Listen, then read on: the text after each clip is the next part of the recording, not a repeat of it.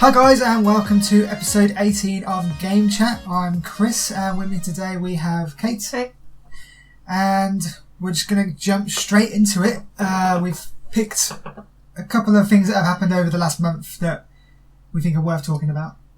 And the first one is that Sony are struggling with the PS5 cost due to costly parts, apparently. No, it's just because they want to rinse her. That's what it is. That's obviously what it is. That's what they did with the third one. What, you set the third one? PlayStation 3. Oh yeah, the third one they did, yeah. But basically, scarce and expensive components have basically pushed the manufacturing costs of the PS5 to about $450. Question. Yeah. Why can't they just use other parts and do it in a different way? You'll see. I'll explain it. Oh, okay, so is the answer because they want to rinse us? No, it might be, but they're not going to tell us that. Okay. Sorry, I'll be quiet. So it's going to be about manufacturing costs about $450, which is £347 Okay. Per unit. Ooh. Now, if you compare that to the PS4 manufacturing costs, that was $381, which would be £294. So that's a big difference already. And bear in mind that $381 PS4 released for $399, £349. So the pounds crossover to the dollars doesn't actually match up. But looking at that, if you compare that to the manufacturing price of the PS5 now, it should work out the least that they can sell it for and make a profit, or around about the same amount of profit they made with the PS4, is $470, which is £430 here. But because they're weird numbers, I can see them round it up to $500 or £450. Ooh. What are your thoughts on those prices, Kate? Press F to pay respect. Me personally, I do not want a PlayStation 5. I want the Xbox. But they're going to be similar prices. Yeah, but if you want it, you'll pay for it. Yeah. That's it. That's as simple as it gets. No, you're right. If you want the next console, you will pay the money for it. I mean, I think looking at like the way technology is now and what they're putting inside those boxes, from what we've seen, like fair enough. It's going into like PC that's realms. Why, because like the reason it's so expensive is because RAM in PCs has gone up in price. Anyway, like that ramped up. Ramped up. But it ramped up over the last few years, so that's going to be stupid expensive for them to get. Hence why the extra price. And people are coming out saying they're going to come out at the same price as the PS4. No, they won't. Absolutely not. No, they won't. Because if you think about it, PS4 Pro was way more than the PS4 was. It was £100 more. Was it? PS4 Pro was $449. Was it? Yeah. Pretty sure it was. Let me do some. Not now, obviously. Hang on. I know how I can work this out. Give me research. Well, while you do that, I'm going to carry on with the story. So much research. People are saying that basically hardware is often sold at thin margins or even at loss because they've got profits from game sales and online subscriptions. And apparently they're going to expand their online subscriptions to cost more but have more stuff in. See, this is the thing, right? So they make more money. So the PS4 Pro apparently launched at 360 because... Yeah, but it's not exact right. But we traded in our PlayStation 4s for £180 yeah, we did. and then we had to put an extra £180 to it. Yeah. So that's how I know that. But if Xbox come out and was like, oh, the next Xbox is like £420, I'd be like, yeah, I'll pay it. If anything, the Xbox is going to be more than the PlayStation. But no, this is what I'm saying. So you're looking at about... I would pay that. £500 I would pay that. Xbox One. I would pay that. They get Game Pass is amazing. Can play all my old games on it. You're right. It provides a better service. You know what? Like, people look at it and see this. Like, people go, you buy the Xbox, you probably get like 3 months free of Game Pass or whatever. You've got how many games? There's a ridiculous amount of games to play. Depending on how many... PlayStation provides a rubbish service. But then again, like... They don't care about its users. They think they can skate by on having like 2 exclusives that people But you say absolutely that, but love. like, it says Sony are apparently expanding their online subscription services so that revenue is expected to give them a greater flex on hardware They're going to price. give you one But more what I'm game a saying month here- from like what 2011. I'm saying is, if that means they're basically going to do what Xbox are doing with Game Pass, which really, in my opinion, they need to do to keep up, Yeah. then yeah, they will make the money back and people will jump on it because arguably they do have better exclusives sales wise and game wise, like, If that's what floats your boat. than Xbox. Like their games, people absolutely, to use your word, stan. They absolutely love it. Whereas, like, yeah, you've got your Halo and your Gears fans, but what else really, and Forza, what else really of, at the moment, Xbox got? Not that much. I'm on the Xbox side. I'm probably going to end up getting an Xbox because overall the deals just generally they turn just out treat the players better. Yeah, Sony are very arrogant. They became very arrogant. they did. But Like- it's whether they've got rid of a lot of the head honchos that were running the place, so maybe that'll change. But one good thing for me, because I'm going to get both in the end of the day, and so the one good thing for me in here is they've apparently opted for a more expensive cooling system at Definitely. a few dollars per unit compared to what they usually spend is less than $1 for a cooling system because they don't want overheating as an issue.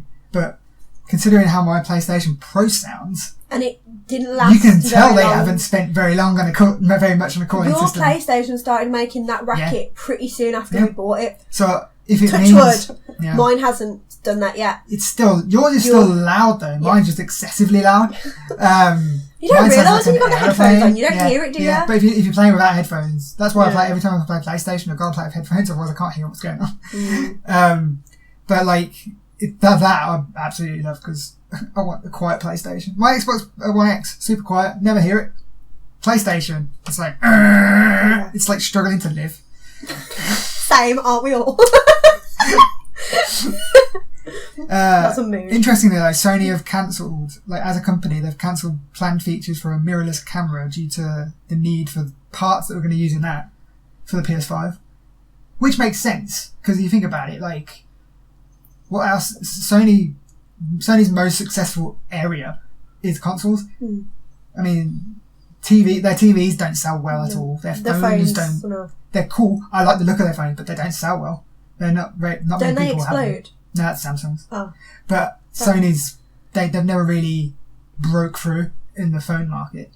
When they released the PlayStation phone, Yeah, and like it was a cool phone. people talked about it like it was going to be the next big thing. I know one person that had one, and I've never seen anybody else with one. No, you used to have a Sony Ericsson, didn't you? I had The cool Holly. I had the Ed Hardy phone.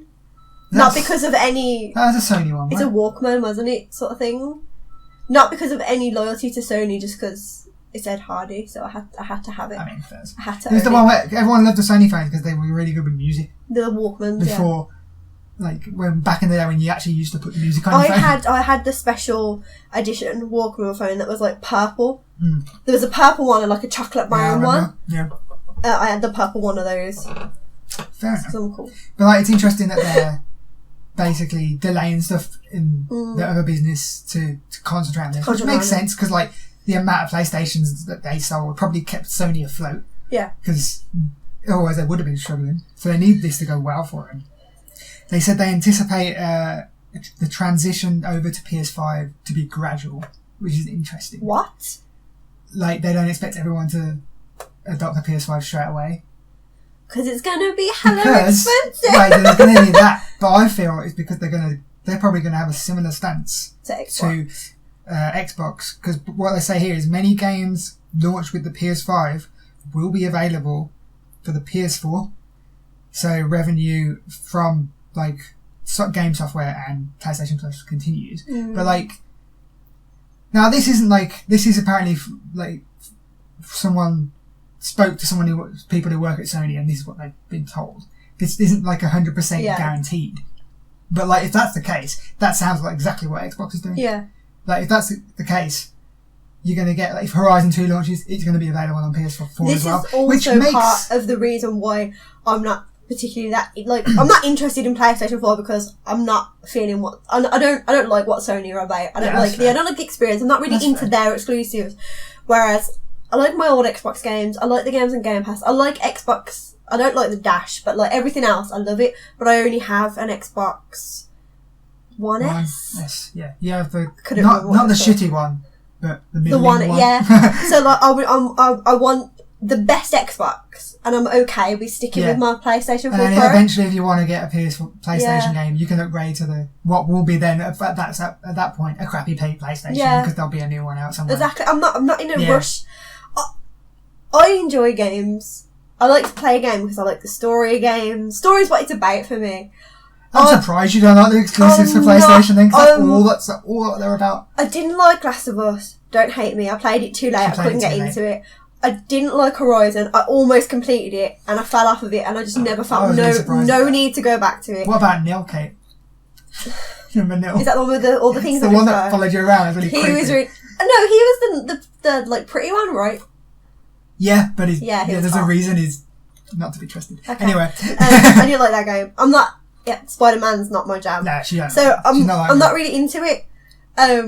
So I can't. You're distracting me with Nil, and now I can't think what my original point was. God of War, you know. I like the originals. I did. Corey let me play his one, and I played it for like 2-3 hours, and I was like, oh yeah, this is so cool. Again, I never went back to it. No, fair enough. So, is there any PlayStation exclusive that you've actually liked? I don't like Monster Hunter. Is that if that's an exclusive? That's not exclusive. No, I don't think there is. You know. No. Little Big Planet is the only one I'd say you like, but then I don't really like that either. I don't really like that. You could do without that. Yeah. Fair enough. That was it. Yeah, I'm not fussed about my game looking the best. It's not really. But you want the Xbox, which is apparently going to be more powerful. Yeah, because I've got a rubbish Xbox, and I like Xbox, and if they're going to drop the new Fable, I want it. So.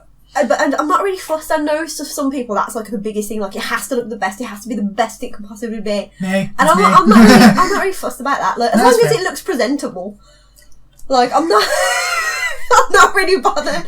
I use my Xbox to play games. I was playing when I was like 7, so they look awful anyway. Yeah. So it's not really. And the thing you've got with Xbox is like you've got those games still coming on. Yeah. And I've got all rumours of that with PlayStation, but we'll see. But apparently then Sony are looking at Microsoft and going, I'm going to wait till they announce their price and then kind of like adjust that price accordingly. Well, it doesn't matter. Well, do you know what that means though? That means they're lying. So they're like, it's going to be really expensive because of all these parts, blah, blah, blah. But then they're going to wait till Microsoft comes out and drop the price. So they're lying. They're trying to rinse us, Chris. Thing is though, in that case, I hope the bloody Microsoft, I hope Xbox's console isn't that high, because then if it's relatively low and PlayStation want to go lower, I'm sorted. They can only go so low without taking too much of a loss. They can take a loss because they'll make the money elsewhere. I mean, I can see Xbox. The way I see it going is Xbox are going to come out, but they're going to take such a loss on their console because that's not what they're concentrating on. They're concentrating on services. Yeah, they get people in. They've got the services. People love their services. Like Game Pass is like. I don't know anyone who owns it who doesn't have it. And it's a no-brainer to have it if you have an Xbox at the end of the day. Mm-hmm. But like they'll make their money back with services like that because that you own an Xbox, you have Game Pass. It's just a thing. But it just works. Yeah, to quote Todd Howard. But it's interesting. Like £500 a lot for a console. It's not though. It is, considering we paid £349 for that last one. I just paid £700 for 2 Ventress lightsabers shipped from Galaxy's Edge. She loves telling everyone about this. That's how much I paid for it. That's how much I was willing to pay for them. £500 for a games console after that is nothing. It depends how YOLO you're willing to go with your funds. And I mean, it makes sense considering new phones are like £1,000 now. Yeah. And it's like, alright. Yeah, stuff's gone up since 6 years ago, you know what I mean? But then, with Microsoft and all this... Yeah, you don't need an Xbox to play. Whatever the Microsoft Stadia is. xCloud. That thing, yeah. So you don't even need the console, you can just have the phone. You literally don't need it. You can just subscribe to whatever they've got xCloud on. and you can play it on your phone. I think with the next generation, Xbox are going in the right direction. I just wonder whether it's too early for a lot of people. Yeah. Because they tried it with the last one and people hated on it. I think people are more coming around to like that idea, but like Xbox were so far ahead of the game years and years ago. They shot themselves in the foot. When me, you and Jake stayed up to watch that E3 when they were like, there's going to be no disc drives, it's all going to be digital, and everyone was like, no, they can't do that, they can't. Even us. No, look at us now. When's the last time you bought a physical game? Literally. They've always been ahead of the game. People just haven't been willing to come around to it yet. Yeah. So I think more people are more on board now, but it's just like, I mean, even we know some people who are like, I still want discs, and you know, depending on what your internet situation is, that makes sense. Like, some people need discs, and some places in the world they won't be able to use xCloud or whatever. So, but like that's where the future's heading. Yeah, like that'll catch up eventually, and then everywhere else will just be even further on. And it's like, you can see, I think Xbox, what happened with this generation, I think PlayStation will sell more consoles. They'll be winning at first. Same as last time. But I don't think, well, yeah, but the Xbox aren't nowhere near winning now. But they've won the people over. They've won the people around. This is what I think next generation is going to be judged, not on console sales, on active users. Because Xbox will be playing, people will be playing across all different devices. Phones, be playing on the Switch more than likely, on computer, on PC, on Xbox, on the computers, on the pewters. Whereas PlayStation would just be stuck on PlayStation. They don't want to share. Possibly Switch, because they did send out a survey asking about that. Did they? Yeah, whether you want to play your PlayStation games on your Switch. No. I don't want to play on my Switch, so... To be fair, like, if they brought out xCloud on the Switch, I'll play it on the Switch rather than my phone, because it's a bigger screen. But yeah, it's going to be interesting. I'm excited, but we just need to know more. And we're not going to apparently know any more until April, ish time, or not that free far time. Away. Yeah, but like last time with the new like PS4 and stuff, we knew everything in like pretty much February time. It's okay, Chris. It's all right. I want to know. I don't like sitting here not knowing. And I want to save up, and I need to know how much I got to save up. That's the main issue. I've got to save up for 2 consoles. I need to know how much. Moving on to the next thing the story that we picked out we want to talk about is State of Decay Juggernaut Edition. I'm so hyped. I love State of Decay. It's so good. Is I'd say it's an update, but really it's like basically they've overhauled the whole game. It's an overhaul, yeah. And completely changed. Well, not completely changed. It's still the same game, but like they've made it basically. It's a remaster, but we've added a bunch of added stuff. Comes out March 13th. Launches on Xbox, on Microsoft Store, on PC. Also launches on Steam, which is interesting considering like Xbox are basically like saying we'll go on Steam now as well. So it's like everywhere. Also comes free on Game Pass. So and it's a free update for anyone who's already owns the game, which I think is really cool. And you get all the DLC. Yeah, it includes all the free additional DLC packs that came out for it before. If you bought them, you do get free. You get free T-shirts and stuff in the game. Prestige. And I'm just like, it's a bit of a shit move for you guys. Yeah. I feel sorry for you guys with that, but there's some items and there's some like reward for loyalty, but it's not going to be anything substantial. I don't think it's going to be anything that great. No, I hate when stuff like that happens. Yeah, it sucks, but like, it's good for everyone else. It's good for the people who didn't buy it. I suppose it sells the game more. Yeah. And I mean, I'd say the majority of people that I know play that game play it on Game Pass anyway. Yeah. It comes with a brand new massive map, which is apparently bigger than the majority of the maps in the game, called Providence Ridge, which is a logging town. And it's based Danger Zone. Danger Zone. It's a town they're rebuilding to be what was the word? Gentrification. Gentrified. Basically making it a better making place. It posh. Posher. Yeah. I don't know what gentrification means. It means like posh, middle class, fancy. Okay, so basically, yeah. It's in the midst of it's getting a glow up. It's getting a glow up. Yeah, in the midst of getting a glow up, and it obviously didn't get finished. Because of the zombies. Because the zombies will turn up. They've rebuilt the post-tutorial experience, so basically it will teach you to play the game better than it did before. It is one of them games where it kind of just throws you in and it's like, go and do this thing, and you spend like 4 days like, I don't know how to do the thing. Literally, it throws you in, it expects you to know everything you got to do, and you're like, I don't know how to survive. When you're walking around the base and everyone's like, gee, it would be great if we had some fresh water, and you're like, I don't know how to make it. You're just going out and getting all the supplies, and you need to build like this rain thing that it's nowhere near. Like it doesn't hold your hand. This game, it's not a very supportive game. It's going to be a more holding. It's not going to hold your hand. It's just going to like say, come here, like, and show you what to do more, which I think it needs, because there's a lot of stuff in that game I didn't even know existed because I didn't know what to do, because it doesn't tell you. Excuse the beppers. Pepsi, give me free stuff.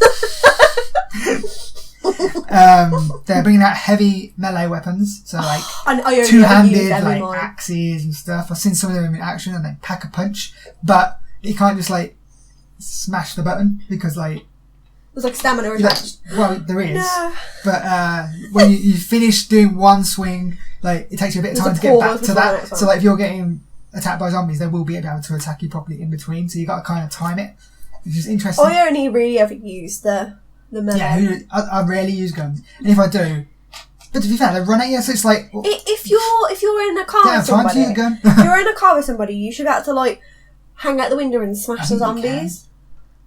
Can you do that now? I don't know. I think you could anyway. Can you? Yeah. I know you can hold the door open and like bash him in the face. I mean, maybe they've added that. Maybe that's a new feature. Who knows? Oh, I want to be able to do that. Just hold your axe out, like. Yeah. Just chop them. Just like go out the window like a baseball bat, like smash the heads off like the movies. Yeah, I'm surprised you are able to do that. Maybe you are, and then we just haven't played it that much. Maybe. I'm always driving, I have to so say, Deditae is one of those games where I've really enjoyed when I'm playing it, but I've never really got that far in because of the fact that you just get to a point where you just don't know what to do, and it doesn't really help. And there's some things where you just fuck up and you just run out of resources, and there's no, and you literally the resources in the place are finite, so you just run out, and you're just like, well. You take over a base. I'm dead. Take over a base and you gain more resources. Yeah, but I literally scummed the whole area, like the whole map. You have to take them and make them your own, and then you get them. I did, but I scummed the whole map and there was no resources left. That was the problem. No, they No, I know they do, but if you haven't got enough resources for your people start to die. They all suck anyway. They never contribute. They go back home and they're like, we need more medicine, and you got like a ton of medicine, and because you're like too short of being full, they're like, we're all gonna die, we're all gonna get the blood plague and die. I literally got to the point where I didn't have enough medicine for my people, so I just sent them out to die, to the zombies. Oh, Chris, that's horrible. I'm the sick ones, but they're sick. I ain't got any. That's a mechanic in the game you got to do with. If they're sick and you haven't got medicine, they're gonna turn. If you haven't got the medicine, they're gonna turn, and then you're like Chris this whole bedrock of the conversation is Chris is not good at this game. That's what he's saying. Well, you run out of medicine, you gotta do what you gotta do to survive it. Anyway, it's getting a massive graphical improvement, which when I read about it, I was like, oh, it's only just like a few lighting stuff. It isn't. It's massive. Extra textures, and you look at it. And it is like a ridiculous different. I'll put like comparisons on the screen, but like PlayStation 2 looking vibe right now. Yeah. But like. And then you look at it now, it looks like a proper next gen game, and it's like wow, wow. It's the fact that they took this much time and effort to actually make it look that good. When AAA games are getting released, it is a AAA game and unfinished. But yeah. Looking at you, Anthem. Even though that's getting an overhaul now, so maybe we'll see that Anthem. Titan in this. What's your big Titan? Is it called Juggernaut? It is, isn't it? Anthem Juggernaut edition. No. It is, isn't it? Goliath? No. It's a Juggernaut. I don't know. What's my baby called? But yeah, basically they said better lighting, better foliage, and optimising the engine so it doesn't jitter every 5 seconds, which is great because it really needs it. Also improved control scheme. So your dodge and your stealth buttons aren't on the same one anymore, so you won't fuck up your stealth, which I used to do constantly. You've also got fixed missions and gameplay bugs. Colossus. I was close. I am the Colossus. My chunky boy. Yeah, they fixed a lot of missions and gameplay bugs, which it needs, because it is a very buggy game. Like, some of the stuff that just... There's some game-breaking bugs in that game. Like, one of the doors to my... I had, like, this bridge that I owned, like, blocked off both ends, and, like, the door on the one side just would not open, so I literally had to go around and go find the bridge on the other side of the river and go across with that, because I wasn't going to go through the river in the cars, because it's not good for cars. Wasting all your petrol there? But, like, yeah, exactly my point, because the door wouldn't open, because it broke. But they get rid of that, so hopefully it won't break every 5 seconds now. They've also improved the audio and doubled the amount of music in the game, which I think is really cool. I never hear it because I've always got my own music on anyway. So. Fair enough. I always have like whatever it is turned down, or I'm in party chat with you guys. And yeah, that's true. When you're in party chat, you don't hear shit. But yeah, I think that's a substantial update for free. Especially, and they did stress this was only like they could only do this because it was a Game Pass game. And you hear people like Rare saying that about Sea of Thieves as well, and how that's changed ridiculously since launch as well. That because they've got constant users, and obviously Xboxes keep giving them constant money because obviously they're doing well. I don't know how that works really. Commission. Yeah, I imagine the amount of time it gets played, it gets more Sugar money. daddy. I don't know how that works. Phil Spencer just throwing money bags at them, but like it's working. Like you see a lot of these games. They don't necessarily start off great on Game Pass, but they get there. And whereas they came out outside of like Game Pass or just on their own as an independent developer, they'd probably be a bit bare bones, and no one would play them. No one would play it, and it would have an Anthem situation where it's just dead. Yeah. I mean, they are overhauling that, but we'll see if anyone comes back. That's the thing. Whereas Game Pass, people will try coming back and giving it another go. Yeah. And it's got a new lease of life with that. So hopefully, State of Decay 2 will be back and good, and I'll love it again. But yeah, keep an eye out for that on March 13th. I'm excited. I'll be playing it.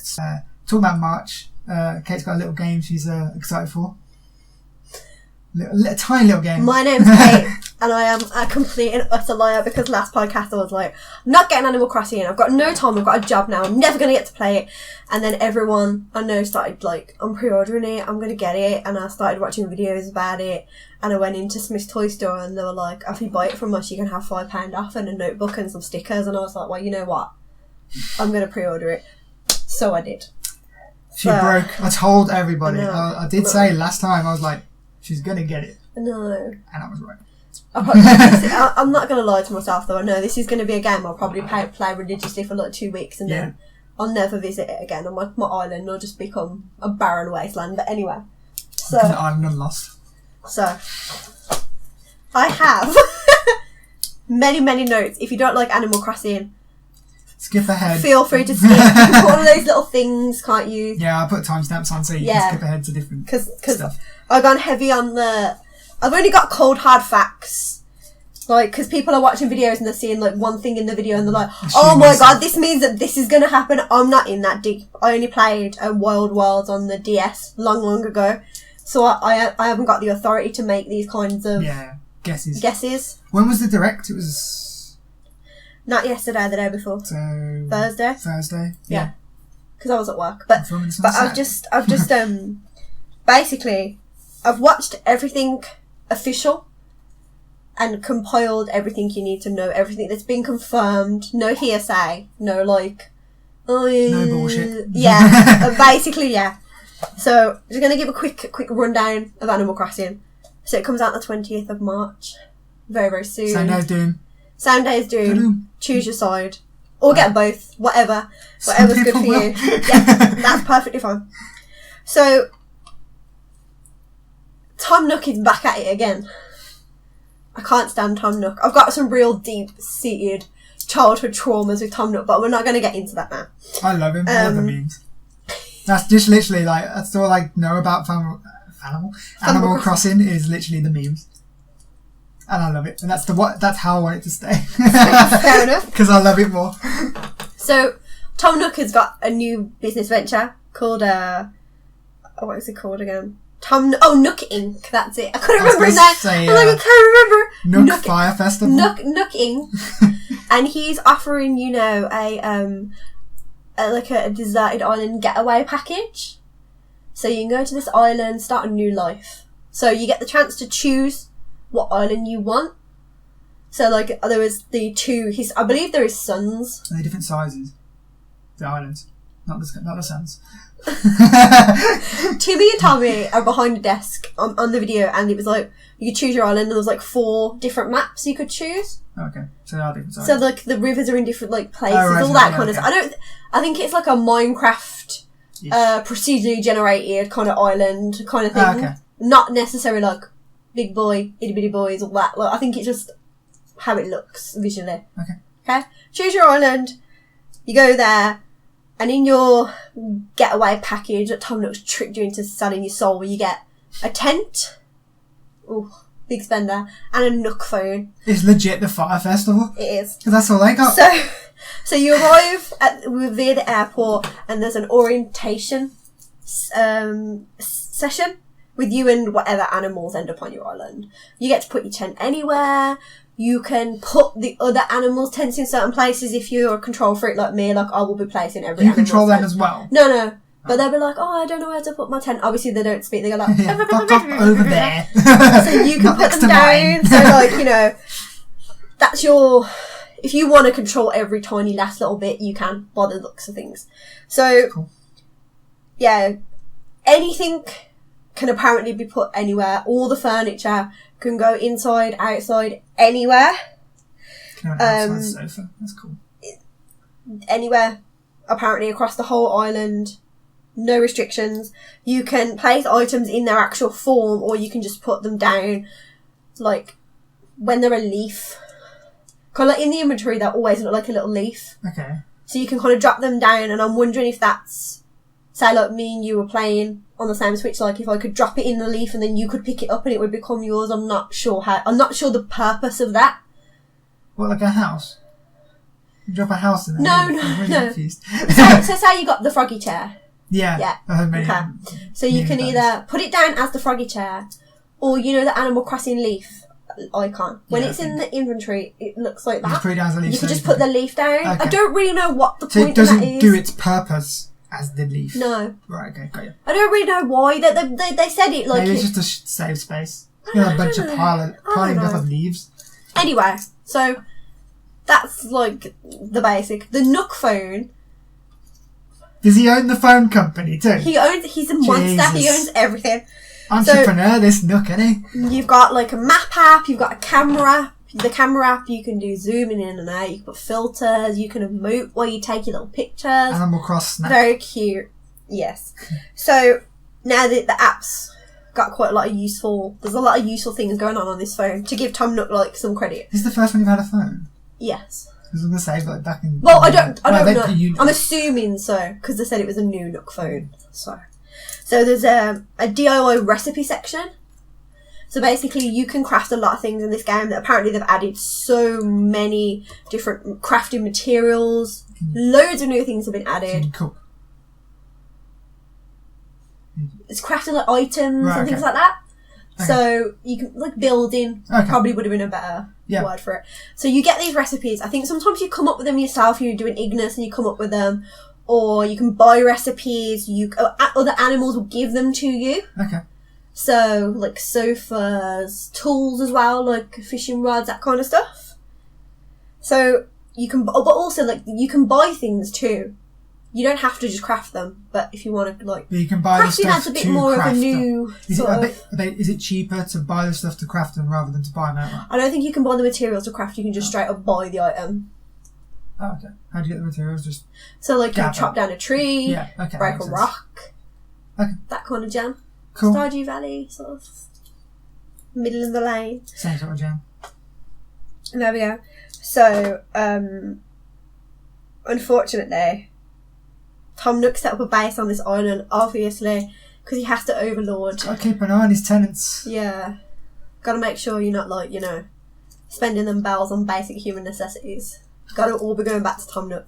So he's got this place called the Resident resident services. It starts off as a little tent, and it's 2 demon children are in there. Wonder how long before it becomes a mansion, because it's Tom. Well, we'll get to that later. We'll get to that in a bit. You're getting ahead of me, you know what I'm saying? So, basically, this is a basic shop. You can buy basic items from there. You can sell unwanted items. They've got advice for living on the island, that kind of stuff. They have the workbench in there that you can craft on. Okay. And it is free, apparently, which sounds like a trap to me, because Tom Nook's involved. But nothing's free when Tom Nook's involved. A big thing that people were very happy about as well is when you dig up the weeds on the island, you can sell them in this one. And it's part of this thing called the Island Cleanup Project. Because apparently before you dig up weeds in like the last few and nothing, like you couldn't do anything with them. Okay. So now they're going to give you some bells for them. Recycling? There we go. Oh, with the crafting as well, it's... I assume bells are currency. Bells are currencies. There's a different currency. We'll get onto that in a minute. Okay. With the tools, I feel like it's one of those things where you kind of need... You collect materials to build a tool, and then that tool will then let you gather new materials, that kind of stuff, so there's a bit of progression in it. And in one of the videos, you see someone going through an inventory, and it says, like, flimsy axe. So I feel like there's levels that, like, you can make, like, like in Minecraft. Yeah. Like, that kind of building up you get, to the best version. Once you get, like, pristine axe, it's going to gather wood quicker or whatever. Basically, yeah. Yeah. That's, I don't know. That's the guess I'm making. I said I wasn't going to guess, but that's my one guess. So I'll it's the only thing I could really think. Unless it's because it's flimsy axe, it will break eventually. That's what I'm thinking. And so I'm thinking there must be levels of strengths and different materials, that kind of stuff. Sounds like it. The app, the most interesting app, I think this is a good idea, is the Nook Miles app. So basically they're air miles, essentially. So you get rewarded for doing things, so like catching 10 fish, like growing 10 flowers, blah blah blah. You get these things called Nook Miles. I think it's a good idea for people who kind of like don't really know what to do next. It gives them a bit of like a goal to work towards, because on them kind of games I find like, you know, you're not really sure what you should be doing. You don't really know what the best way to go about things are. I like that. I think that's a good idea. So in Tom Nook's little recreational services, there's a little ATM machine. That's where these Nook Miles can be spent. So is that the other currency? You can use them to pay off the getaway. It's not a vacation, you're there, you're trapped forever. You can use it to pay back that, but who's going to do that? Because the other alternative for them is you can use them to get what they call helpful items. So there are items that you can't craft. They're like in-game rewards sort of thing. There was some clothing as well in there. You can spend them on them. However, this is the most enticing thing. You can exchange them for a Nook Miles ticket. Oh. Okay, now, this is exciting. This is exciting, okay. So you get this ticket and you go to the airport and you go on like a mystery tour. You go to like another island, and they said it depends on the pilot's mood. So I don't know whether like if he's in certain moods, you go to certain types of island. I don't know if you can influence the mood to where you kind of want to go. They didn't say. Okay. Like, I hope he's not going to crash and like kill us all. And I hope that doesn't happen.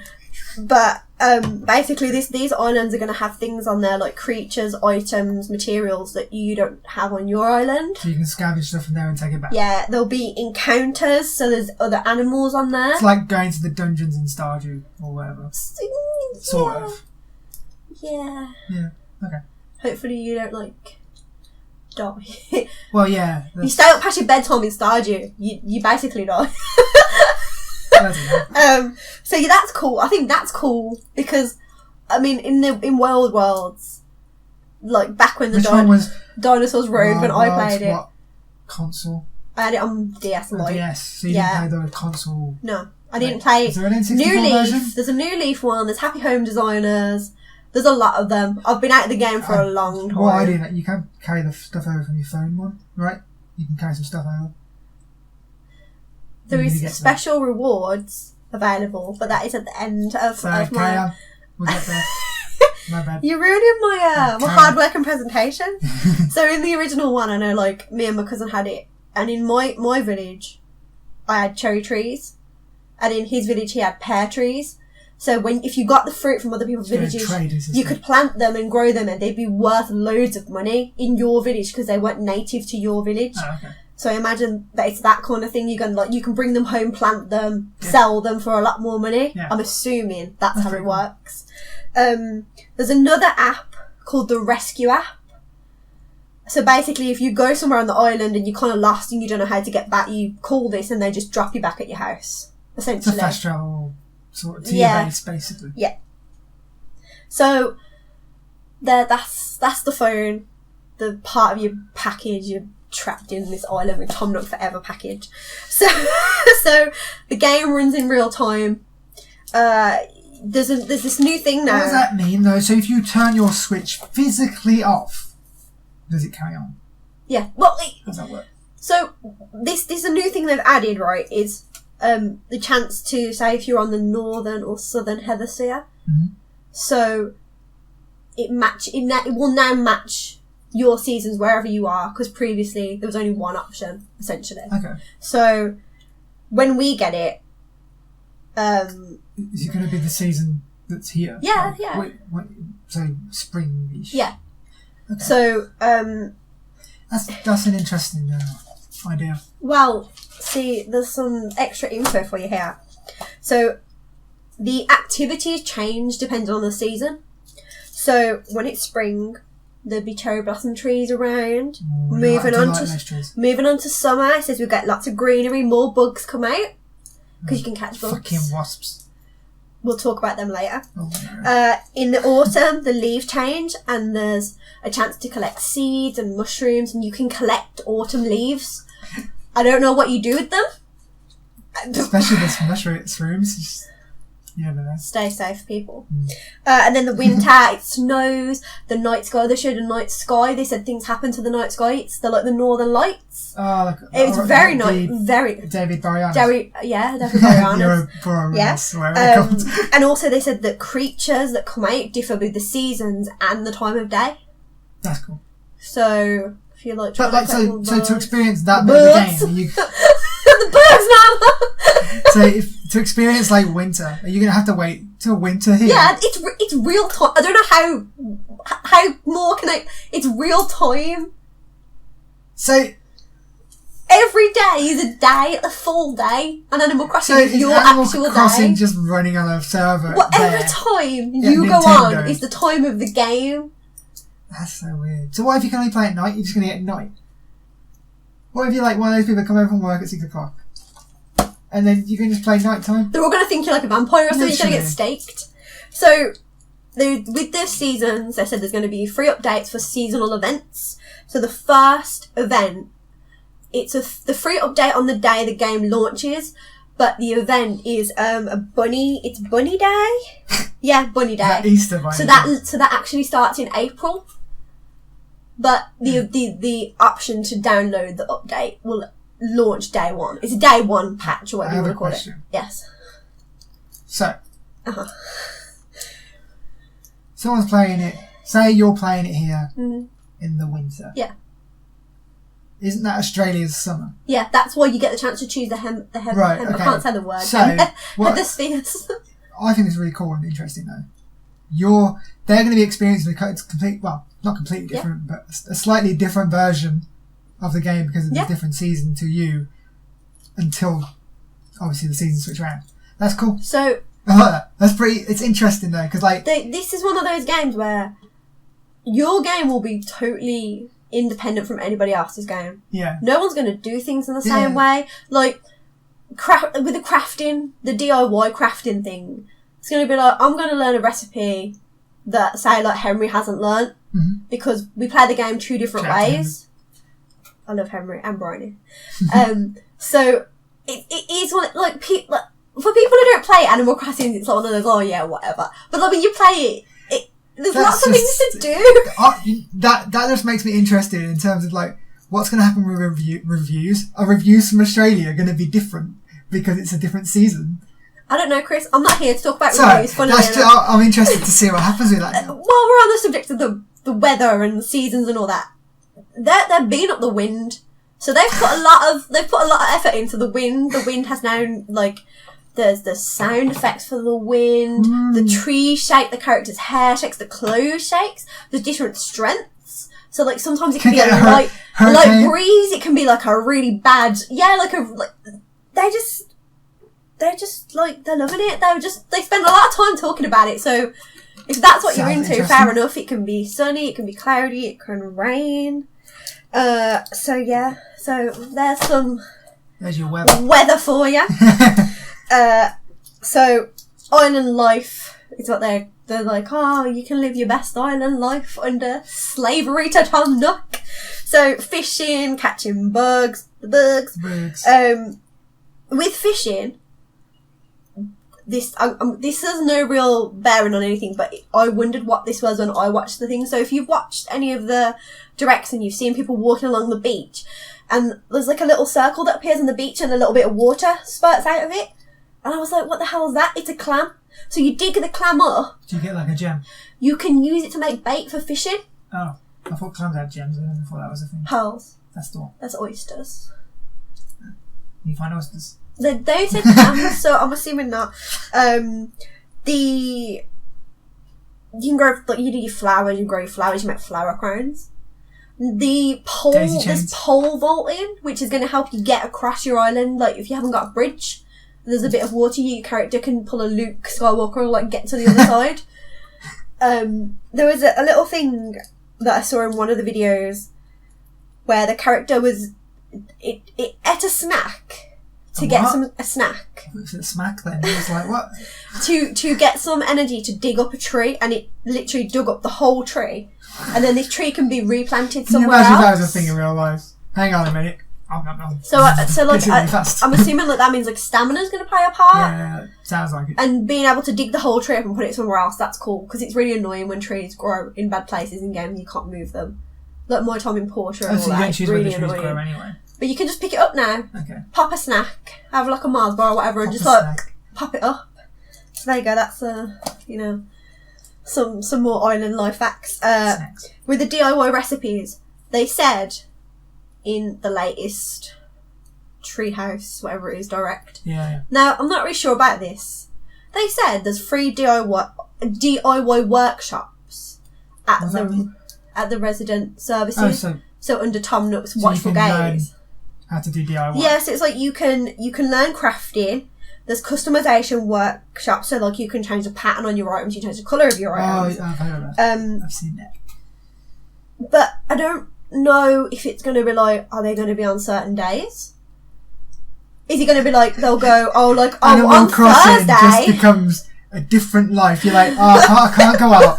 I've got a workshop at 6 o'clock. I don't know if they're like rolling them out or if you can just kind of up to do them whenever. They didn't say. I don't know. I wouldn't be surprised if it's one of those things like it's like once a week. Maybe it's that one time a week where you can't go. Mate, I'll take my Switch with me. There's a new system to change your clothes. That doesn't really mean anything to me because clothes? See, when in Wild Worlds, you'd go into the shop and there'd be like basic clothes on sale, or you could get the chance to like customise your clothes. But it was very, very basic. But now, like, the screen was the little person in the middle, all clothes behind them. There was, like, a section up top so you can go across, like, tops, trousers, dresses, blah, blah, blah. A backpack's been added, which people are getting, like, hyped about the backpack. Again, I've been out of it too long to know these, things. I'm old, I'm a dinosaur. So, but there's a new clothing system. People are very happy with the new clothing system. Apparently, it's a lot easier than it was before. So that's all good. Everyone loves a good outfit change. You know what, yeah. Everyone loves giving you a character a nice new look. Yeah.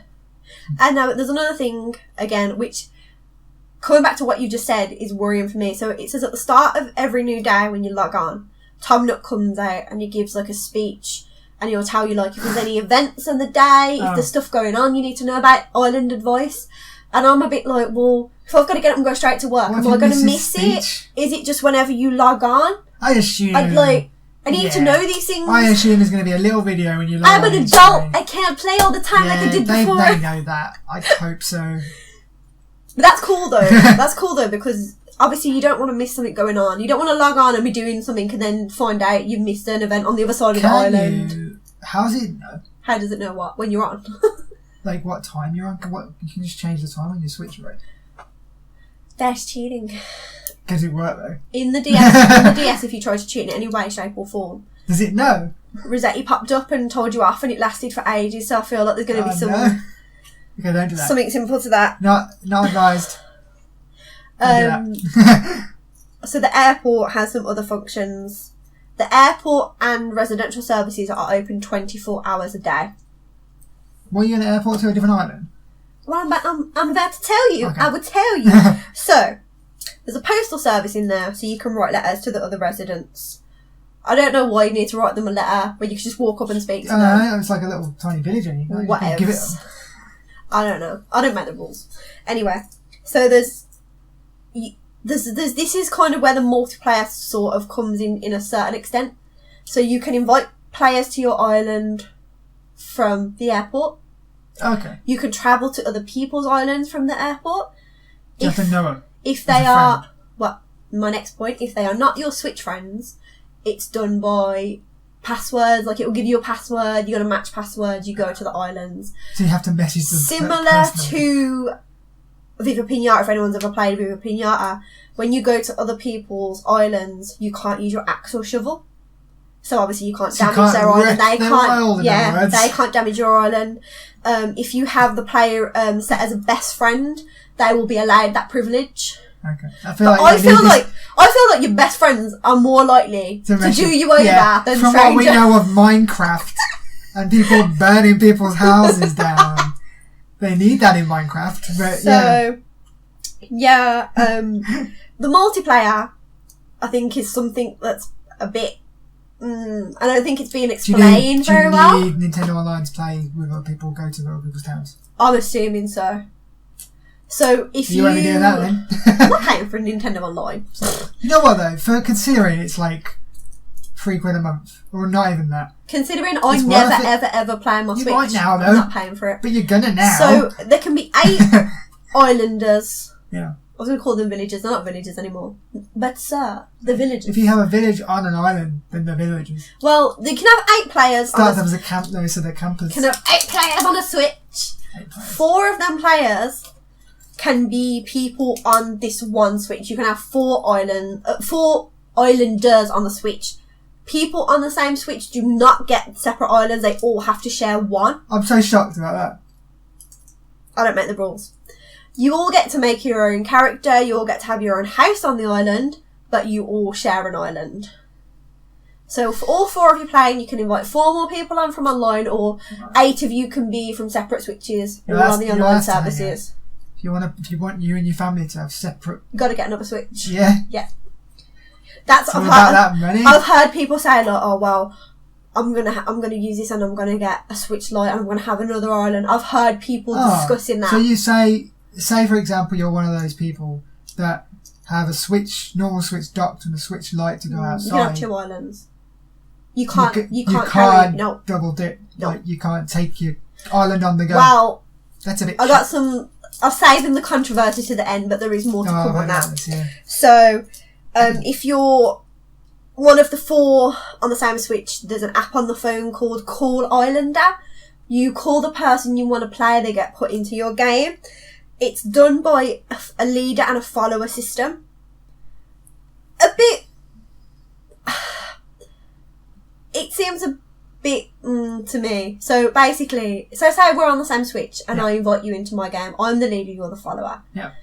Everything you collect basically gets put in this box in Tom Nook's service tent, and I pick it up later. So it goes to the host. So it all goes to me. So it's like a state of decay in that sense. At any time, I can make you the leader, and then we can do things for you. But it just seems like an extra step that wasn't needed. I don't see what harm. Because obviously, if I wanted you to come and help me, say like I was like, oh, I need like 100 pieces of wood, you could just chop them and give them to me. Yeah, but you know what? You know what it stops people from doing? Yeah, stealing your shit. Yeah, I suppose. And you know some motherfuckers would do that. Yeah, but like again, so then like I feel like they should have like they do with the axe and the thing, like a best friend system. I feel like you should say, I trust this person. I want this person to be able to do. Maybe they've thought of the situation, say where like you got a boyfriend and a girlfriend, and then they break up and then he steals the ship. Or whatever. I don't know, that could happen. I don't know. That could, like, you can get revenge by going onto her island and taking her stuff. It just seems like... I don't know, maybe they thought that situation... They should have put, like, an extra little thing in just to save people's time. Yeah. If, you know what I mean? I understand it, I get it, and I know it's not that much more complicated to switch across. Because of to stop griefers, even if... Yeah. It's good. It's a good thing in the end of the day. Another weirdly... Like, they just dropped it in, like it was nothing. They were like, oh yeah, so by the way, castaways will just wash up on your beach, and you'll need to help them get home. And this, like, duck just, like, straight up, like, washes up on the shore. You can swim as a duck. Or is he a seagull? It might be a seagull, actually. I can't remember. It's some form of bird. Oh. So I assume you're going to have to, like, fulfill certain conditions and then they'll leave. But I imagine there's an option to ask them to stay. Yeah. Again, on Wild Worlds on the DS, I had this cat turn up in my village looking for its mum. And I had no idea what to do with it. And it was when I saw my cousin, he was like, I've got this cat in my village looking for its child. And we were like, oh, and we realised we had to put them together. And we got special items, and then they just left. So what happens if that happens now and you don't have online? I guess I'll never know because I'm not paying for cat's online. Never going to be reunited with its mother. I'll take it in, it'll be my cat. So I think it's going to be like, you'll either have to fulfill certain conditions, you'll have to do a few things for them, and then maybe they'll go home, or maybe they'll stay. Who knows? So then the game said that there's going to be some hitches to island life. So as you said before, Tornadoes. Wasps and scorpions can sting you, and you need medicine. Now this is very cheeky, right? So they're like, we recommend that you carry medicine on you at all times.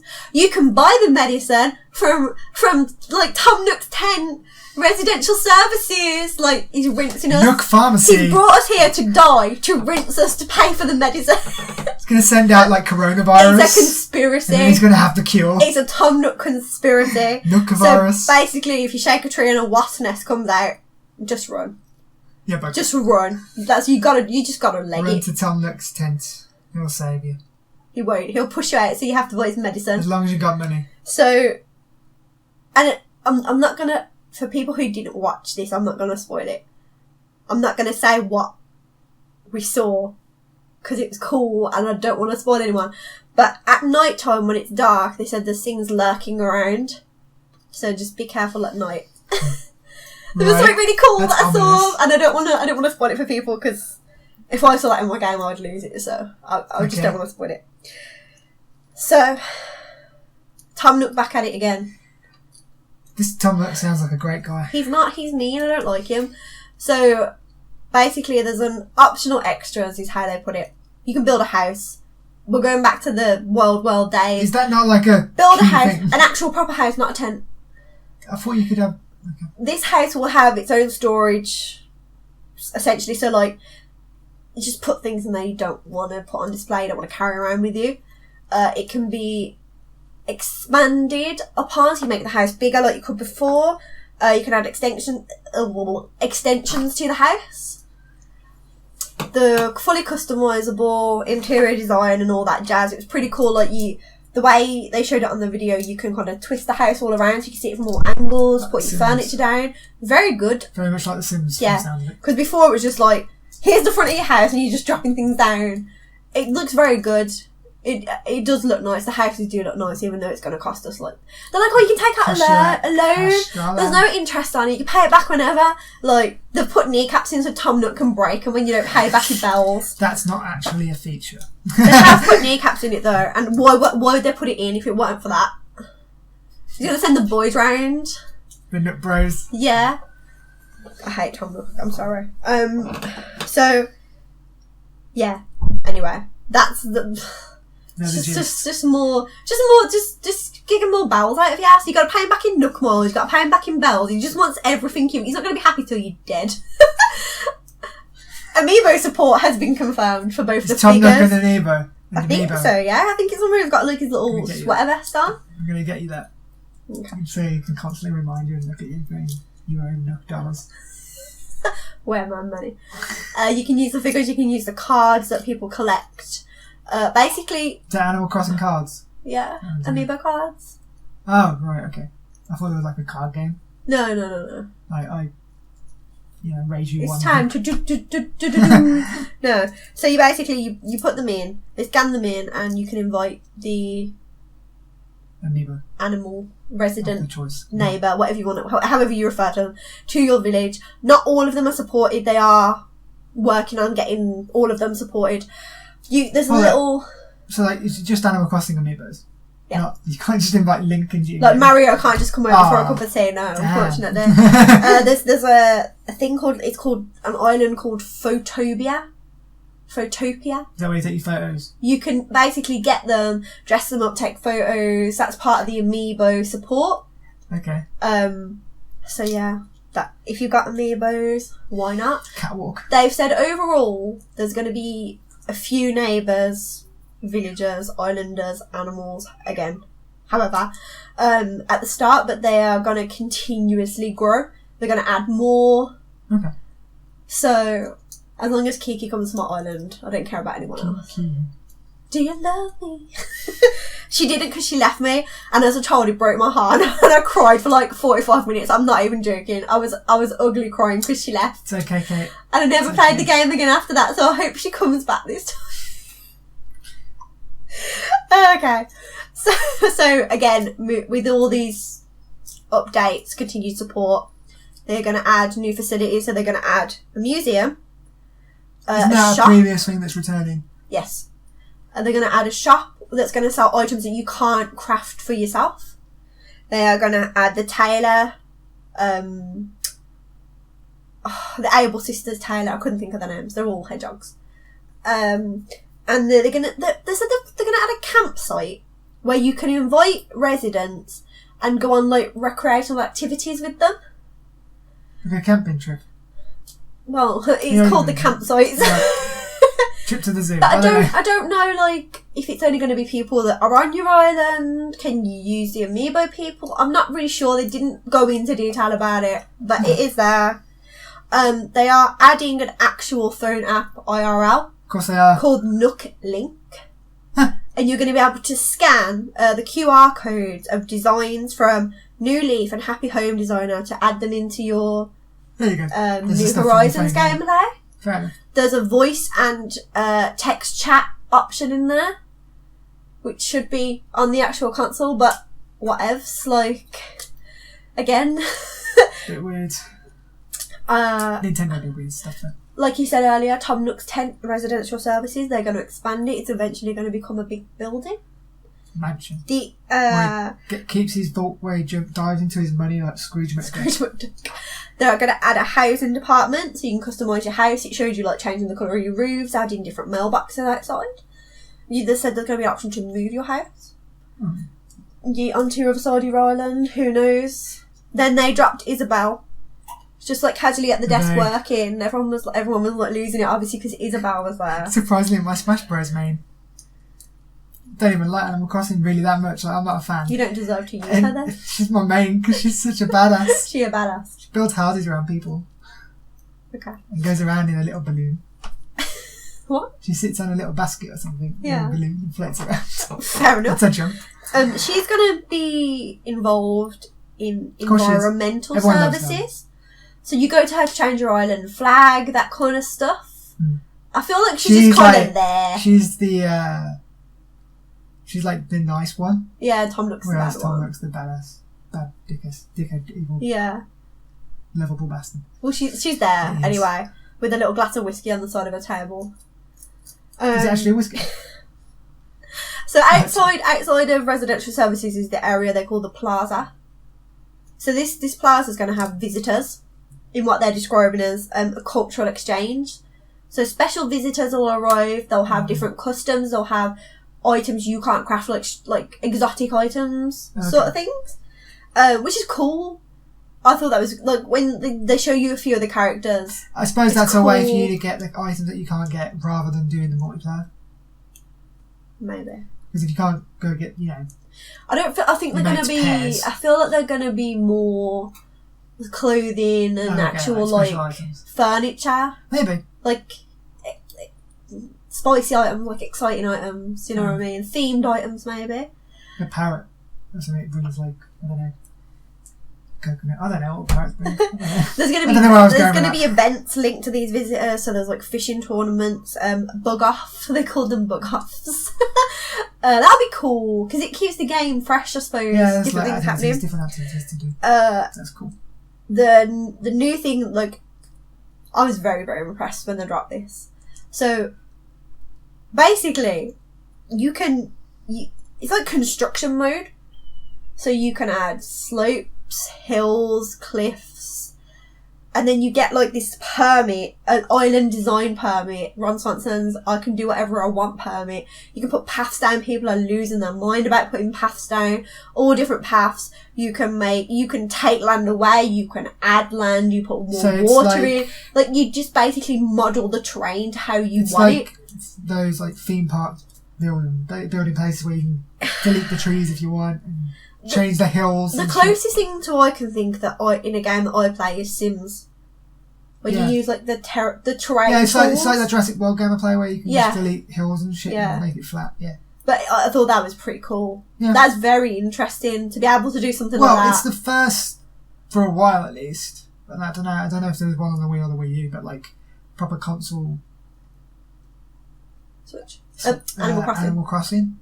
So I kind of expected someone to do some big changes. It's cool because it literally, like, this one, you move there, you start with an island. Obviously, you can build it up to, like, if you want it to look like a village, you can make it look like a village. If you just want it to look like the island, just the tents, you can leave it like that. You can completely terraform it. Just make this island your own, and I think that's really cool. I'm a control freak in games like that, so I really like that. I think it's very, very impressive. Pocket Camp. They said there's going to be... phone one? Yes. Right. I played it for like a week and a bit and I uninstalled it because it's too much of a commitment to me. But there's going to be special offers on items in both New Horizons and Pocket Camp. Who's going to be playing both at the same time? I thought that. Like, if you've got, like... I suppose people who, they have to leave their Switch at home. Maybe. They're like, I still want to play. Got to get that fix. Play it on the phones. Yeah. Those people. So... The last thing... You can terraform your island. No, I've got this. I've just said that. We've just literally been talking about that. I know you didn't use the word terraform. No. This is the thing. This is the spicy thing that people are not happy about.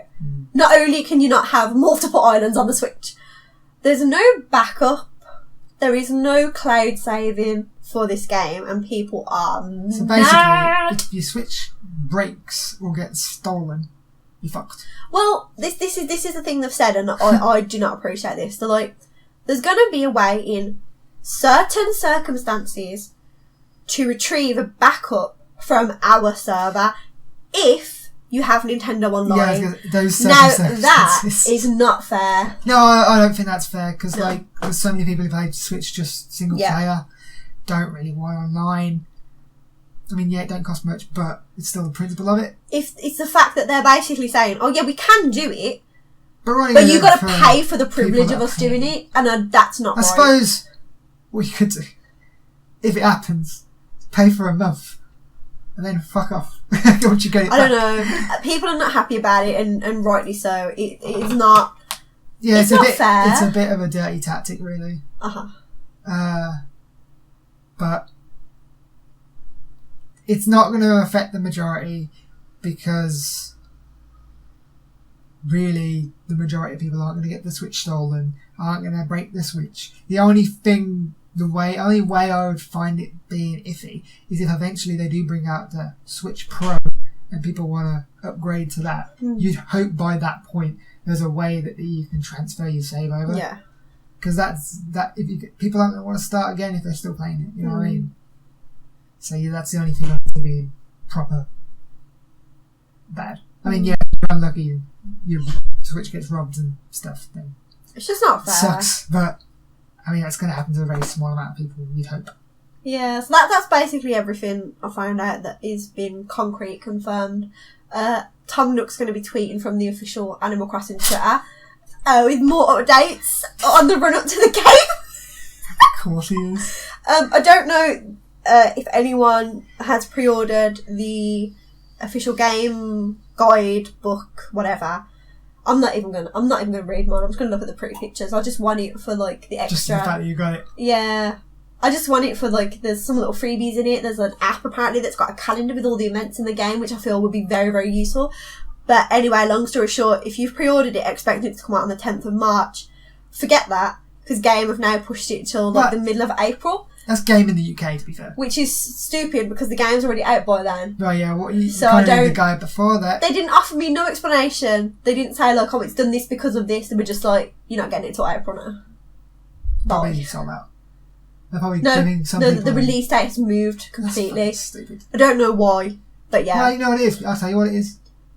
Probably they can't get them in. Maybe. Because of the travel it could very issues. Much well be. So that's not their fault if that's the case, to be fair. But they probably should explain that. Yeah. I'm hyped. I am hyped. I am looking forward to it, but I know you I'm not going to stick it too long. definitely changed the tune over it since the last... I was trying to tell myself I didn't need it and I wasn't going to play it. Whereas I knew she'd see it in the shop, she'd see the adverts, people were talking about it, she knew, and she'd be like, get all lost in the hype of it, and she did, and she's getting it, so. I did. We all knew it was going to happen. And it gives you something to play till April, when Final Fantasy, you going to play Final Fantasy? Eventually. Right, yeah, wait until when proper games come out. You know what I mean? I think the problem with Animal Crossing, from what I've heard, is it's not one of those games you can sit and play all day because stuff takes actual real life time. So it's like, you're playing phone games and you have to wait like 4 hours for something to do. Eventually, you're going to get to that point. When I was playing Pocket Camp for like a week, how I was doing it was I was searching for a comp match on Overwatch because you know how long they take. Yep, so then I was playing it on that, and then when the game was starting, I was just leaving it. Yeah. Playing my comp game. And so I suppose I can do that with the Switch. Like, yeah. I can just go on and go on. I need to leave this for an hour. Go on when I can. To work, yeah, I can play it in my breaks at work. Yeah, good. I don't feel like it. As long as it's not one of them where like you have to be on every single day, like have to be, otherwise you're gonna miss content. Yeah, I'll be fine. As long as people don't die while you're away for a day. It's not that kind of game. Yeah. It doesn't work like that. They're not like hungry if you come back after a year. No, you don't eat in Animal Crossing. That's weird. I thought you did. No. What are you fishing for then? Fishing tournaments. Imagine you'll eventually be able to give stuff to the museum like Stardew Valley. Like, you could eat one of each fish. You eat in Stardew Valley though, right? You do. Fair enough. These kind of games don't really appeal to me. But that's just me. I know they appeal to a lot of people I know are really excited about Chris is digging himself a hole here with everyone that we love and cherish. Yeah, there was... I'm not even going to get into it. There was a discussion and I was like, I didn't even know Animal Crossing was that big, but apparently it is. It's just not in your circles. No, it's true. Not in your COD bro circles. I'm not a COD bro. I've never really got into COD. So, that's a lie. But anyway, should we move on to what we've been playing? Which isn't much. I haven't played anything apart from Overwatch. That's my section. To be fair, I've been playing a bunch of I've been going from my backlog and played Gears 5, playing a bit of Halo with Sam. I'm getting ready for the new one. Metro, stuff like that. Like stuff that I just missed last year, so I'm playing through them. But nothing really to talk about because they've already been out for ages. But we did get to play the Bleeding Edge beta. We have thoughts on this. I have a lot of feelings about this game. So this game's coming out March 24th, I believe. Ooh. Which is very close to Doom and Animal Crossing. But the good thing about it is it's coming to Game Pass. So we haven't... Anyone who owns it, and that's they have to pay for it, really. The beta was interesting. People are comparing it a lot to Overwatch. Very frustrating game. Yes. Very, very frustrating game. And not in the same sense as Overwatch. No. The game itself, I enjoyed it. Yeah. But it cannot be released like that. No, and I don't think because nobody will play it. I don't think there's another beta coming March 13th. Mm. So my main issue was with it. You jump in, the characters are fun enough, although some of them you've seen these characters before. There's Graffiti Genji. There's bloody motorbike Zarya. who's technically Roadhog. The healer is like Diva and Lucio mixed together. There's a lot of people are saying the shooting one that I played as is Jinx from League of Legends, which is fair enough. I mean, to me, I think this game, even though it's similar to Overwatch, it feels more like, in the playstyle, more like like League of Legends and Dota and stuff, like more, what's the word, a MOBA. And originally that was what it was supposed to be. But they got, instead of having like minions and stuff and like an actual objective, they got rid of that and they just decided 4v4. I don't like 4v4 either. I think they need to stretch it to 6v6. Yeah. It's too, I don't know. I think, I mean, it has, it's promising. Like, you got the two modes, you've got the objective capturing mode, where you have 3 objectives, and it alternates between which ones are available at the time to capture and all that stuff. So it kind of like forces you to battle into one kind of thing, which I think is pretty cool. And then you've got the mode I particularly like, where you're collecting batteries and then taking them to drop them off into this like... It's like that mode in Destiny that I've never played. Because I'd already stopped playing it by them. You know, they added that guy, and he had like the green symbol, the snake, and we got all that merch with it from yeah. I know what you mean. I can't remember what it's called. It's that mode, isn't it? Yeah. Essentially. Yeah.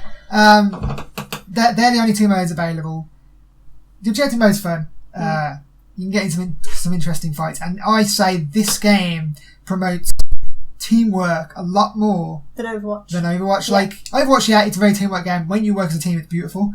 But you can carry a game. Yeah. Yeah. You cannot carry a game in this game. No. Like, you can be the best player ever of that game.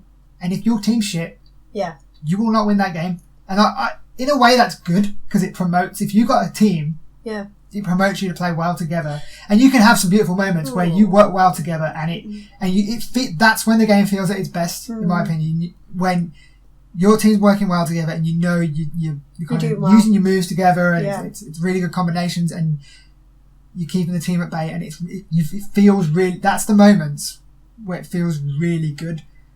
But there's a lot of the time, even in those games, where if your one team member isn't working well together, or like you split off into separate areas or something like that, it can fall apart very easily. And there's not much you can do about it. It's, in one way, it's rewarding to people who have a big enough squad to play online. Like, for us, a 4-player game online would be it'd be very easy to get four of us online at the same time. For people who don't have that, it's a very punishing game. And I think because it was the beta, a lot of people were just dropping in, seeing what it was like, not really playing the objective, not really knowing what they're doing. And I think when that's like, I remember looking, I played 30 games and I'd won 4, and I was like, there's an issue here somewhere. Like, and that's because it's a beta, a lot of people didn't know what they were doing, and you can't get that team composition when the people don't know what they're doing. It's as simple as that. You even find that on Overwatch these days. But what I find this game's missing is, you know, in Overwatch, when you're pushing a payload and it kind of forces you into those, because it's constantly moving around the map, it forces you into like certain areas of the map where like there's going to be chokes, open spaces, there's going to be points where like something has to happen to kind of move on. Like it forces you into those kind of different types of battles, like open spaces or close quarters or whatever. Whereas this, it's just very, as cool as the maps looked, like they're very bland in terms of like, there's nothing going on in them. The design of like where you can go and stuff like that, like the path, like it's just very open. It's and like you're just fighting, and that's it. Like Borderlands, Mad Max, Arena. Yeah, I like the art style. I think that's really cool. Yeah. I just think the map design is too open, where it's just like there's one big open area and everyone's just fighting in the middle. Yeah. And it's like, I feel like they could use the map a lot better. The things that we need to... Okay, so the speed sucks. Your character is so slow. And I'm talking like it's so frustrating. It is not dependent on the character. Everybody is slow. Yeah. And when you're trying to chase down someone to get that last hit on them, it is rage-inducing because you cannot catch them. Yeah, I found like you do a bunch of damage and you have a lot of health in this game. Yeah. and your one attack or whatever, especially some, but like your attack, a lot of attacks don't do that much damage. Because it's a melee, it's more melee focused rather than Overwatch with guns and stuff. But like, there's 2 range characters, isn't there? Yeah, there's a few. There's literally a few, but like even their range isn't. The snake guy's range. The girl you said is like Jinx's range, and Lucio Diva's ranged. Yeah, but like they're ranged, but they're close quarters range. There's no snipers like Widowmaker just waiting to pick you off kind of thing. But majority of the characters are melee focused, so it's like. It's all about combos and dodging out the way at the right time. And sometimes like that much stuff is happening on screen. You just don't. You just can't even tell what's going on. And I always found you get them down to a little bit of health. If they start running off, that's it. Because everyone's pretty much the same speed. You remain constantly the same point behind them, and you can't catch up. And by that point, they've found health. They've found their healer. Yeah. And it's frustrating. I feel like you need to either do a little bit more damage, or people need to have less health. Yeah. It's not a very... There's 3 different classes. There's tanks. Yeah. There's attack. And there's healer. The attacks, some of them were cool. I didn't play all of them. Like some of them just like I couldn't play because they have so much low health. Like the bird lady, the assassin Russian lady. She's like, you know how like Diva's a dive tank. Yeah. She's a dive attack. Yeah. She's like Tracer. She's meant to kind of keep back, chase when people are low on health. Yeah. Her job is meant to be to chase that person, get the last attack in, and leave again. She's not meant to be in the fight. But when you've only got 4v4, you can't afford to have somebody out of the fight. You can't afford to have somebody because someone's out of the fight. You got 3 versus 4 people who have decent health and are strong enough.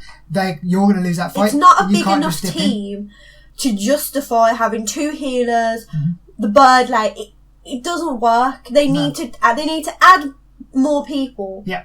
Or change up the characters. Or even adding more characters would do that. Like just the game modes. I find like if they change like a payload mode would be beautiful in that game. Yeah. Like because it's all close quarters, everyone will be fine on the payload. Yeah. And that fight would mean a lot more. Whereas when you're fighting on a point, once you die, you just run back straight to the point. It's one of those games and where like changed. You played it and you're so mad and you're like, you're playing it like I hate this game.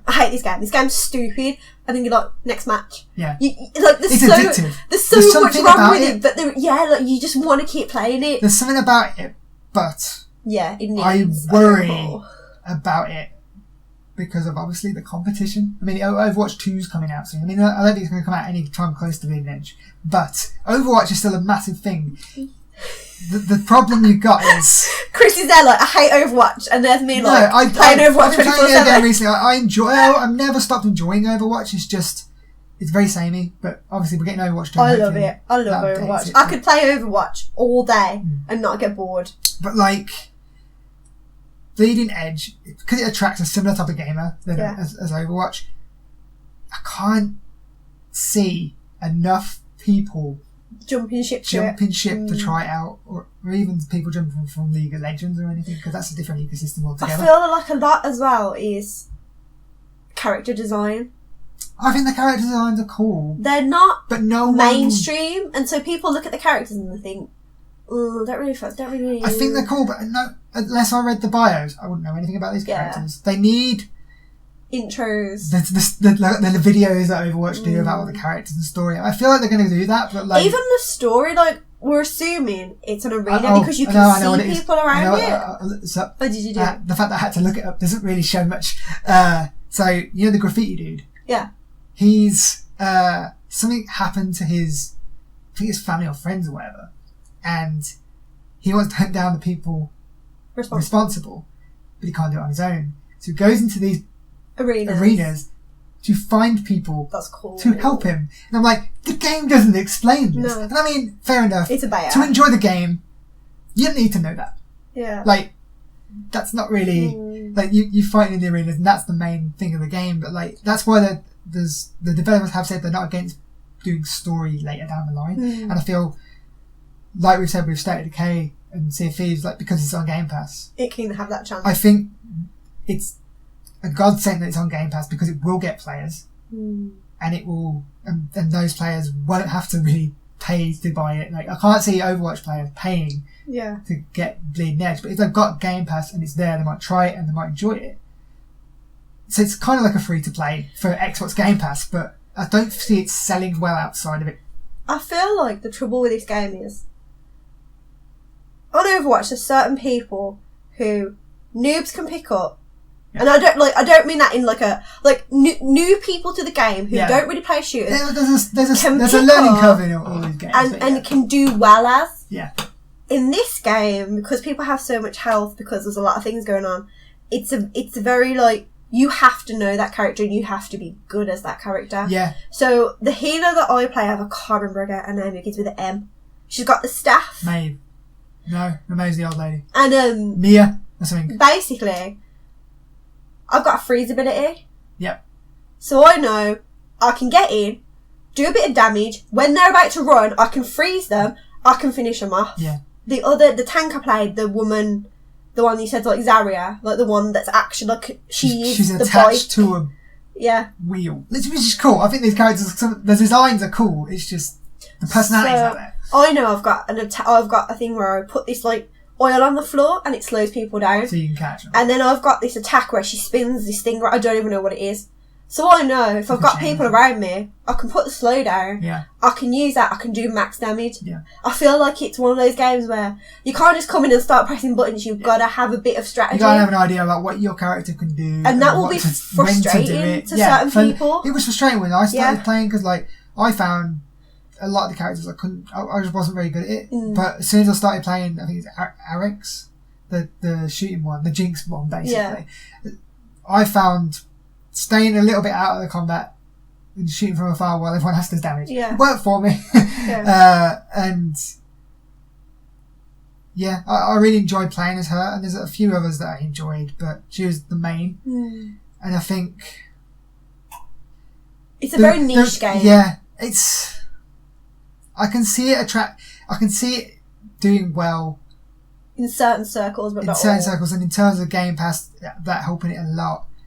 That they need to add a lot more content, which it's a beta. They will, and they need to do a few gameplay tweaks. Yeah. Like they fix the slowness of the characters, they fix the amount of damage you do and stuff like that. In the next beta, when it comes out on the 13th, I think the beta, and we jump into it and it's fixed, that game gets 10 times more enjoyable. Obviously, map design, they can change later on. They add more maps. Yeah. Definitely needs more modes. 100%. I just think, I worry that it could go the way of Battleborn. I enjoyed Battleborn. Where that's dead now. I know, but I like the humour in the story. Or even worse than Battleborn. Well, not worse, but Lawbreakers. That, you heard of that? No. That came out. It's like a hero shooter, but it's kind of like Quake.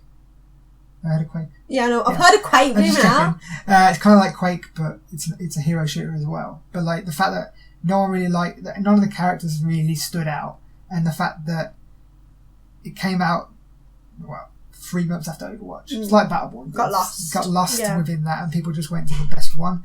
Now the best one's already out, and that's worrying. But I think the fact that it's melee focused might bring people over to give it a go. But it needs to be a lot better than it currently is to keep those people there.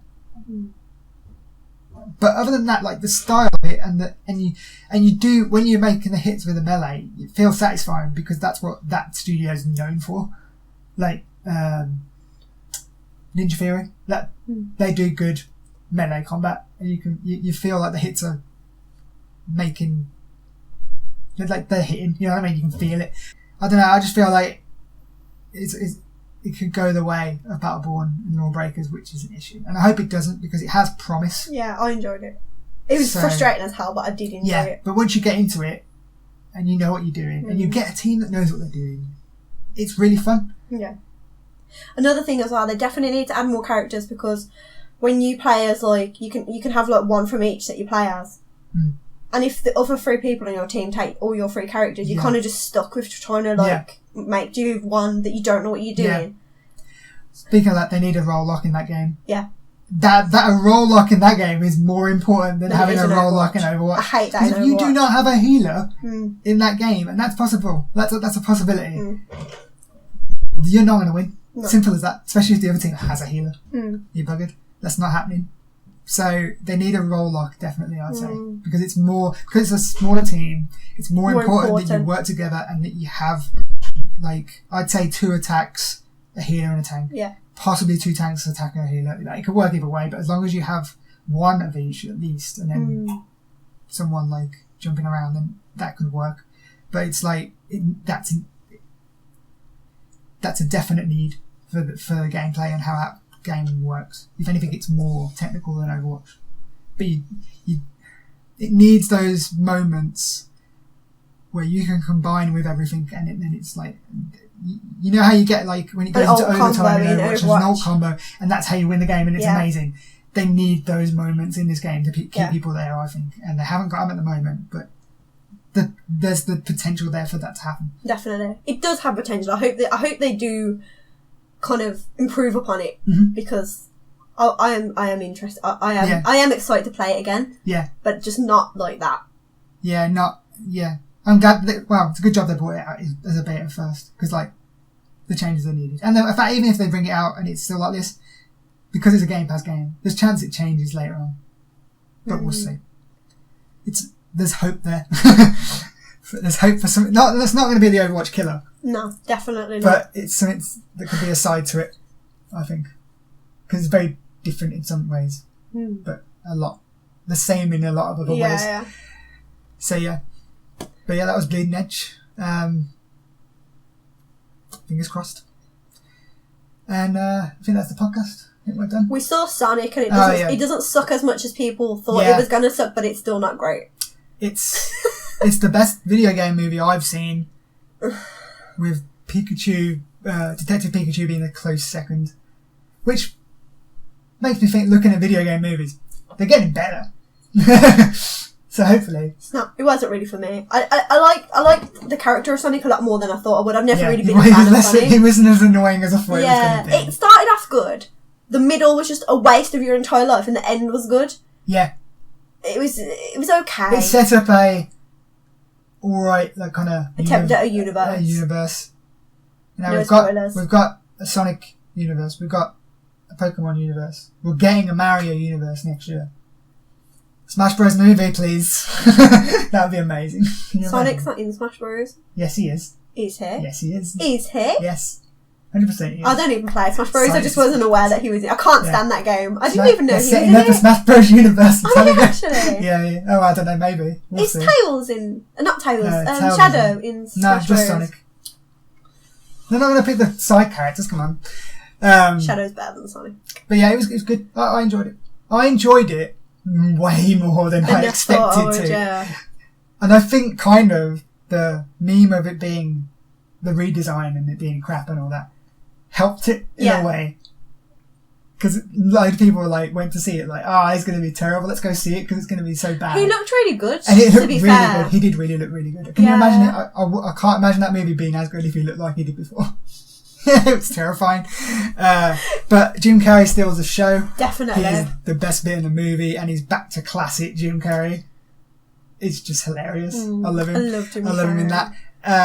Him and Sonic are the best characters. The main dude guy character that's like the cop. James Marsden. That guy who's also Cyclops and Teddy. And Teddy from Westworld. What's going on? You got like a hair attached to me. Bit of a bland character in my opinion. I didn't particularly like him. He was okay, but he was just there. The typical sidekick. Yeah. Even though he's the main guy, he's got the most lines. But he's just there. And whether he'll come back, probably will. There's awesome end credits. Definitely stay till the end credits if you see it. I had a mind like that. I couldn't even remember what it was. Especially if you're a Sonic fan. There's definitely going to be a sequel. There's 100%. 2 end credits as well, by the way. There's definitely 100% going to be a sequel. Yes, yeah, definitely. Because it's done super well, done way better than Birds of Prey, which is also a good, decent movie, but understandable because it reaches a bigger audience. Yeah. I'm kind of hyped for a second movie. I'm looking forward to it because I kind of want to see this one again because I like Sonic. I'm a big Sonic fan. Well, classic Sonic, and this definitely had a lot of callbacks to. Yeah.